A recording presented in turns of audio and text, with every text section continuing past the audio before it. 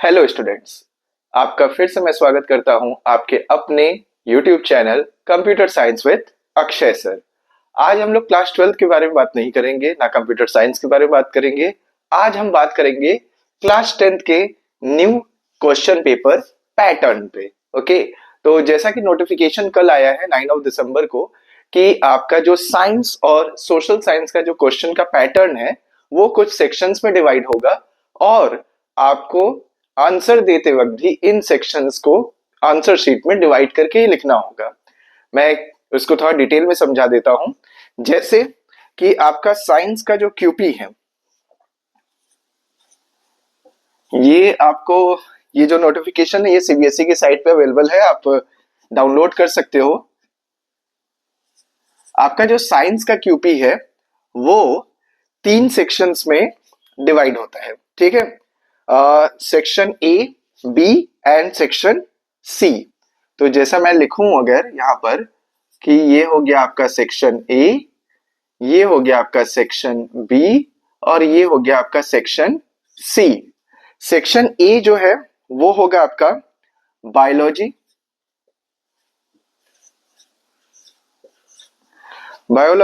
और section B होगा आपका केमिस्ट्री,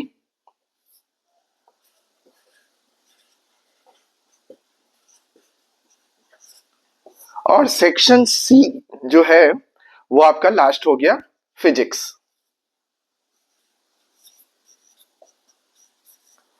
ये आपका जो क्लास 10th का लेटेस्ट जो आप अभी एग्जाम देंगे फेब और मार्च में, तो साइंस का पेपर 3 सेक्शंस में डिवाइडेड रहेगा।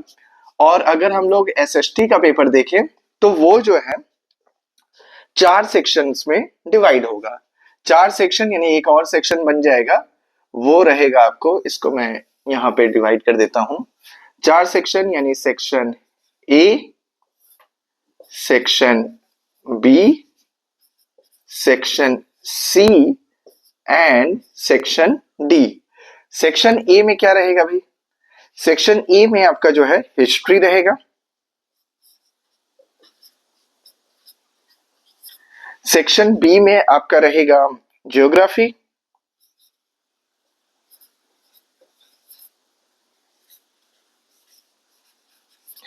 सेक्शन सी में जो है आपका रहेगा पॉलिटिकल साइंस,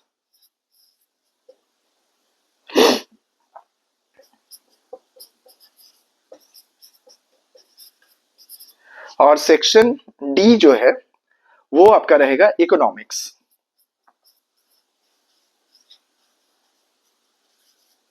ओके, इसका एसेस आप ले सकते हैं, आपके लिए आसान रहेगा, थोड़ा याद रखना, ठीक है।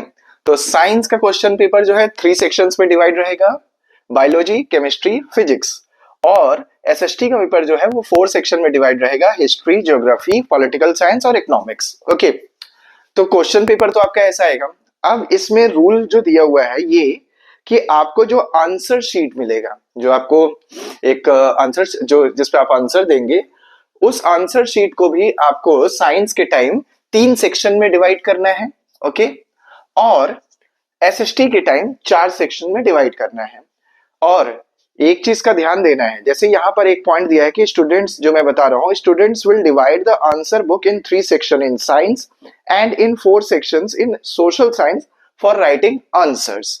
तो इस बात का ध्यान देना है कि आपका आंसर शीट भी, क्वेश्चन पेपर तो डिवाइडेड, या आंसर शीट भी साइंस में 3 और एसएसटी में 4 सेक्शंस में होना चाहिए। मतलब आपको काउंट करके अपना पेपर जो आंसर शीट है उसको 4 सेक्शन में डिवाइड करना है कि मैं सेक्शन ए इतना पेज लगेगा, सेक्शन बी में इतना पेज लगेगा, सेक्शन सी में इतना पेज लगेगा और सेक्शन डी में इतना पेज लगेगा, ऐसे, ठीक है।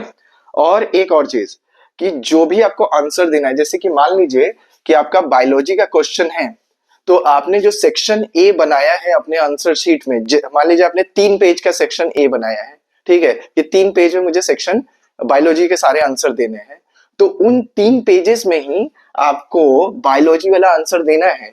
ये नहीं कि आप बायोलॉजी का आंसर जो है सेक्शन बी जो बनाए थे केमिस्ट्री उसमें दे देंगे, या फिर आप लास्ट में अच्छा अभी ये वाला याद आ रहा है मुझे, तो इसका आंसर मुझे अभी याद आया, अब मैं लास्ट में जो है दे दूंगा। तो यहाँ पे साफ साफ लिखा हुआ है कि रिप्लाई, पॉइंट नंबर 3 है, reply of a section should not be written or mixed in any other section. Point number 4, in case if replies are mixed, these are not be evaluated and no marks will be awarded. Okay, तो इस बात का ध्यान रखिएगा। ये नहीं कि यानी कि अगर आपने बायोलॉजी का आंसर फिजिक्स में दे दिया कि फिजिक्स के लास्ट में दे देते हैं और ऊपर लिख देंगे सेक्शन ए, तो भाई आपको उस पे नंबर नहीं मिलेगा, वो इवैल्यूट ही नहीं होगा। जो मार्किंग स्कीम हम सारे एग्जामिनर्स को मिलेगा जब बोर्ड में कॉपी चेक करेंगे तो इवैल्यूट ही नहीं मिलेगा, वहां पर रूल रेगुलेशन में यही लिखा रहेगा रूल्स में। ठीक है, तो बात समझने की मैं फिर से पॉइंट वाइज बता देता हूं। आपका क्वेश्चन पेपर साइंस जो है वो 3 सेक्शन में डिवाइड रहेगा। Section A biology, section B chemistry, section C physics. SST 4 section में डिवाइड रहेगा जैसा कि आपको सब्जेक्ट वाइज दिख रहा है।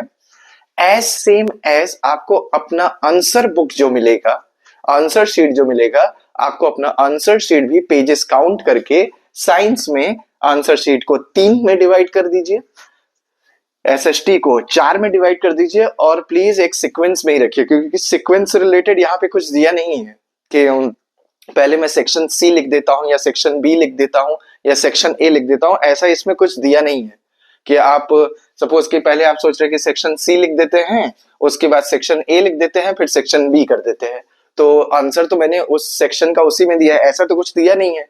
तो भाई आपको कंफ्यूज ना हो, आप सिंपल सा एक काम कीजिए कि शुरुआत में ही सेक्शन ए मानिए, जो भी आपको लग रहा है कि 4 पेजेस में सेक्शन ए लगेगा, 3 पेजेस में सेक्शन बी लगेगा और लास्ट पेजेस में जो भी है सेक्शन सी लगेगा। तो ये हो गया, यानी कि आपको अपना आंसर शीट भी 3 साइंस में 3 और एसएसटी में 4 में डिवाइड करना है और मिक्स्ड आंसर नहीं देना है। साफ साफ लिखा है कि अगर मिक्स्ड आंसर आपने दिया तो फिर आपको नंबर नहीं मिलेगा, वो आंसर ही नहीं चेक होगा। आपने हिस्ट्री का जो है वो पॉलिटिकल साइंस में लिख दिया, तो आपको पॉलिटिकल साइंस के सेक्शन में लिख दिया तो आपको वो क्वेश्चन का नंबर वो चेक ही नहीं होगा, तो मार्क्स कहां से मिल रहा है। यहाँ पॉइंट नंबर 5 भी दिया है कि such mistakes will not be accepted and addressed even during verification और revaluation process after the results are declared. यानी रिजल्ट डिक्लेयर होने के बाद आपको लग रहा है अरे मैंने तो सारा क्वेश्चन का आंसर दिया था, मुझे मार्क्स क्यों नहीं मिला, तो भाई मार्क्स मिलेगा कहां से। उस टाइम भी जो है जब रीवैल्यूएशन के लिए आप डालेंगे तो वहां पर भी वो रूल अप्लाई होगा कि भाई आपने बायोलॉजी का जो आंसर था उसको फिजिक्स वाले सेक्शन या केमिस्ट्री वाले सेक्शन में आपने लिखा था, इसीलिए एग्जामिनर ने उस पर मार्क्स नहीं दिया। ठीक है, तो भाई ये आपका बहुत ही लेटेस्ट और सही कहें तो टीचर्स को थोड़ा सा आराम हो जाएगा, जो एग्जामिनर्स रहेंगे। जैसे क्लास 10th 9th और 10th में जो मैं देखता हूँ अपने साइंस के टीचर्स को बड़ा दिक्कत उनको लगता है। जैसे पिछले स्कूल में तो था कि क्या करते थे लोग, दरवाजा खटखटा के मतलब बच्चों को बता के कि नहीं भाई पेपर को जो है इसी तरह करना है, जैसे अभी बोर्ड ने कहा कि पेपर सेक्शन पहले फिजिक्स कर लो, फिर केमिस्ट्री कर लो, फिर बायोलॉजी कर लो। मैंने देखा है साइंस के टीचर्स को ऐसा बोलते हुए, तो इसी दिक्कत को ध्यान में रखते हुए बोर्ड ने जो है इसको ऐसे कर दिया है। तो एकदम ध्यान से रखिएगा, कोई बहुत बड़ा टास्क नहीं, बहुत बड़ा कंफ्यूजन नहीं है।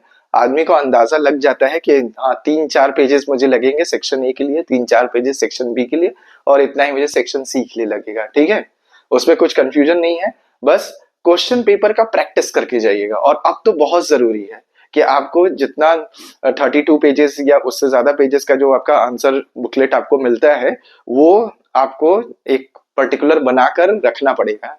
और स्कूल्स को भी इस बात का ध्यान देना होगा कि बच्चों को जो है प्रैक्टिस अच्छे से कराया जाए ताकि उनके मार्क्स कटे ना। अदरवाइज होगा क्या कि आपने आंसर तो सही लिखा लेकिन आपका जो आंसर दूसरे सेक्शन में था इसीलिए वो चेक ही नहीं हुआ, इसीलिए मार्क्स आपको नहीं मिला।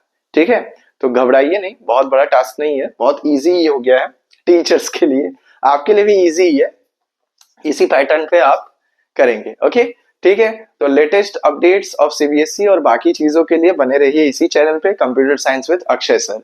Thank you so much. और इससे रिलेटेड कोई क्वेश्चन होगा तो आप कमेंट सेक्शन या मेरा इंस्टा हैंडल जो है वहां पर आप मुझसे पूछ सकते हैं। Thanks again.